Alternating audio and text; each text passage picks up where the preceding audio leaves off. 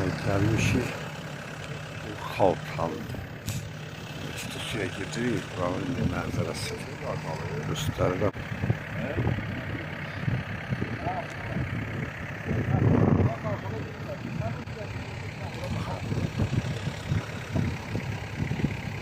Bunlar telefon necə belə çəkir, gözəlliyi ağlar.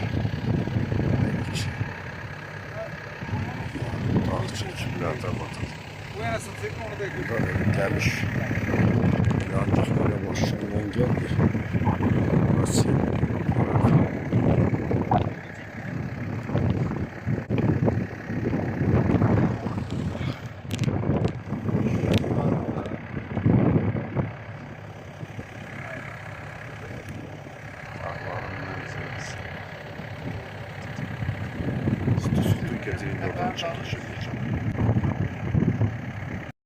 Gelmişik bura Xaltandır. Bu hem yaşayış məntəqəsidir, istirahət mərkəzi, isti su deyilən yerdir. Bax, çox gözəl. Göstərirəm. Düzdür, qeyri-adi təbiəti var, mənzərəsi var. Bu maşınla gəlmişik. Belə göstərirəm. Orada isti sudur.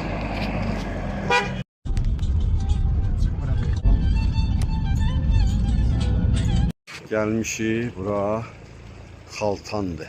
Bu hem yaşayış məntəqəsidir, istirahət mərkəzi, isti su deyilən yerdir. Bax, çox gözəl. Göstərirəm. Düzdür, qeyri-adi təbiəti var, mənzərəsi var. Bu maşınla gəlmişik.